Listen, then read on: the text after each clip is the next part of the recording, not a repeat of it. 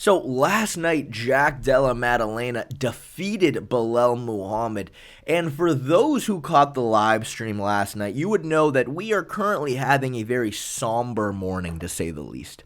Because I was riding very high on JDM. I knew that there were some stylistical hurdles he was going to have to get through if he wanted to win this fight, but I thought that he was very, very capable of doing it. I knew he was going to have a massive advantage on the feet, and, it's for that reason that I decided that I was going to finally dig myself out of this gambling hole that I put myself into. I was finally going to right the wrongs that I've made in the past. So what I did was I took $2,000. I bet it on Valentina Shevchenko by decision, and I bet it on Della Maddalena by TKO. And, yeah, man. That money was going to get these loan sharks off my back. It was going to get the IRS off my back. It was going to get the credit card companies off my back. It was going to get the mafia off my back. It was going to get the Mexican cartel off of my back. And you know what?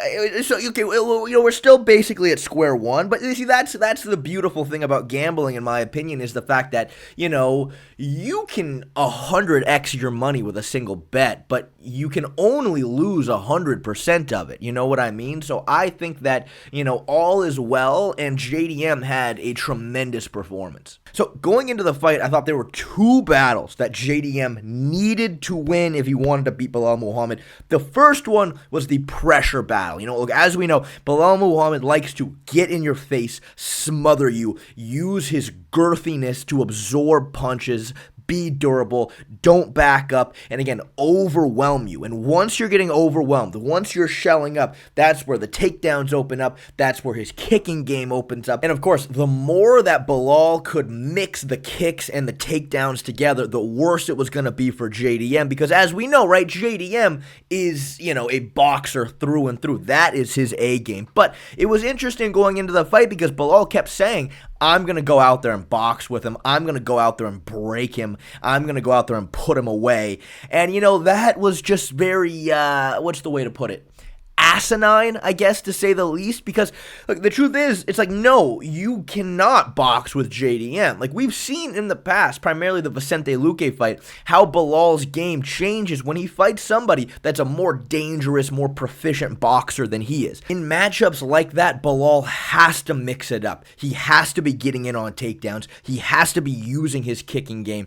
And he absolutely tried against JDM, but it didn't work. And it didn't work because he could not overwhelm JDM. Believe it or not, Daniel Cormier this event said something really fucking stupid. I couldn't believe it myself. I'm like, man, this guy's usually always on the money, but for some reason he said something fucking stupid. Who would have fucking thought? But what he said at the very start of round 3 was, a bit surprised strategically with Muhammad tonight? Yeah, I don't think he's fighting the right fight. I think Muhammad's got to fight that fight he fought in Manchester. And it's like, oh, thanks, Daniel. Who would have thought? Yeah, who would have thought? Yeah, obviously that would be nice, but obviously Leon Edwards has a very different skill set than JDM. Leon Edwards is not a very good boxer in close. He is good from kicking range. If you close the distance with him, if you pepper him with tight combinations in close, he doesn't use a lot of footwork, he doesn't move, he shells up, he gets stationary. He was getting overwhelmed, and because he was covering up, Belal was just dropping onto his hips every single time. Sean Brady used this exact same approach to dominate Leon Edwards the exact same way, because this is just a stylistical issue that Leon has. It's not necessarily that Belal did something, super crazy, super special that he can do to anybody. It's just specifically that Leon Edwards cannot handle that approach. But JDM, again, is so different. As soon as the fight started, JDM was winning the pressure battle. He was the one forcing Belal on the back foot, landing really good straight shots, really good teeps, really good leg kicks, some good high kicks. Belal was having a real hard time dealing with the range and the boxing of JDM. Still though, Belal himself was not a bad boxer. He was landing some of his own shots as well. They just weren't anywhere near as stinging as JDM's shots. It was just so clear the difference in skill level. I mean, you look at this sequence right here. JDM slightly feints his right hand forward. Belal bites on it hard. Then he just comes in with the lead hook. I mean, this is just something that we did not see from Belal. Belal was not using feints. Belal was not setting up his hands to any sort of the same proficiency as JDM was. He just really struggled at pressuring JDM. Something that Jack was doing very, very beautifully out in range was as Belal was trying to force the pressure, JDM would land a straight shot, he would roll and then circle away every single time back to space. And now all of a sudden Belal has to just go through that process again of forcing himself forward where he's eating a lot of jabs, a lot of straight shots. So of course, right, Belal did have his moments of pushing JDM back, getting him up against the fence for sure. And this is where he had the most success striking. But again, it doesn't matter if you are boxing JDM as Belal. It's not going well for you. You know, JDM is very good on the back foot, very good head movement. And when Belal was trying to get in on takedowns, again, it wasn't working because he could not overwhelm JDM. The big thing that I was really worried about him going into this fight was the fact that JDM uses high guard a lot. And because he uses high guard, guys like, Basil Hafez, Gilbert Burns are able to duck right underneath it and get in on his hips in order to take him down. But you can tell this was something that JDM prepared for very particularly because when Belal would pressure, JDM would start dropping his hands and then relying more on head movement rather than his guard. So when Belal would shoot, JDM was ready to either dig underhooks or just get his arms in between him and Belal, and it was working beautifully. Again, Leon Edwards was covering up, allowing Belal to get to his hips, whereas JDM just did not feel the danger or the pressure in the same way, and he was able to defend the takedowns early. But then, of course, the second battle for me was if JDM does get taken down, he needs to prevent the back take. I mean, that was the big difference maker between Belal and some of the past wrestlers we've seen in the 170-pound division. They didn't have the ability to sink the body triangle in and actually secure that position. But JDM, of course, has Craig Jones in his corner. Craig Jones clearly made JDM watch his entire 2-hour instructional titled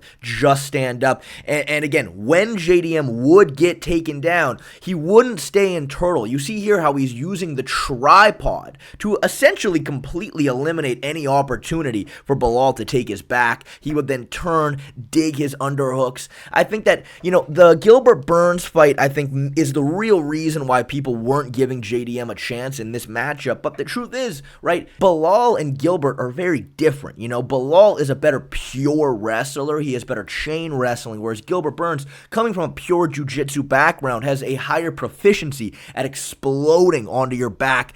Getting in on the back takes a lot quicker than Belal can. Belal's one advantage, again, was just the better pure wrestling, but not being able to overwhelm JDM just didn't allow him to get deep on the shots like he needed to consistently. Therefore, he just had to strike with JDM. And look, again, he landed some good shots. He definitely had some success, but he really struggled pressuring JDM consistently. And at range, a lot of his kicks just weren't quite there. He was struggling finding him with his hands to the same level that JDM was finding him. He just got outclassed technically. And it shouldn't be a shock to anybody. I mean, JDM is right behind Ilia Topuria as the best boxer in the UFC. Any kind of notion that Amir was going to go out there and box with him is just fucking silly. And the fight went how it went, but now we have JDM versus Islam, and it's an extremely intriguing fight because it's hard to pinpoint specifically where Islam is going to have advantages in this matchup.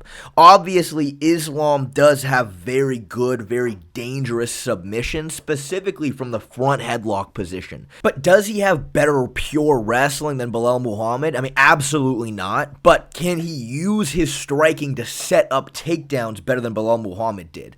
I mean, potentially. I mean, obviously, Islam outboxed Dustin Poirier. Though JDM is essentially better than Dustin Poirier pretty much everywhere. I mean, the pure boxing skill between JDM and Dustin, I mean, I guess you can argue that. But I think defensively, JDM is a lot better. Obviously, Dustin can get very stationary. He kind of Philly shells and covers up, which allowed Islam to step in and land quite a few shots on him. Whereas JDM showed really good counters on the front foot, really good movement. Obviously, JDM has way better kicks than Dustin Poirier does. I think the one thing that we saw in this fight from JDM that Islam could theoretically take advantage of was, again, like I said earlier, right? JDM would have his hands lower as Belal would pressure and rely more on head movement to defend strikes in order to defend takedowns. Well, the one way to negate a lot of head movement is through kicks. You know, in an MMA or a kickboxing context, right, the more head movement you use, the more open you are to running into kicks off of your opponent's punches. Obviously, you know, ask Dominic Cruz about this. Obviously, ask Kamaru Usman about this. I think that is probably Islam's best chance of victory here. I mean, again, right, theoretically, Islam's going to want to take JDM down, look for the submission, but again, JDM has Craig Jones in his corner, and I think at this point, Craig Jones has proven that there is no one better to prepare you for an anti-grappling style than he is. I mean, it's just that simple. But, I mean, I think it's a very, very interesting fight, and I think there's probably a lot more specifics to look at. But overall, I do think JDM should be a decent favorite against Islam.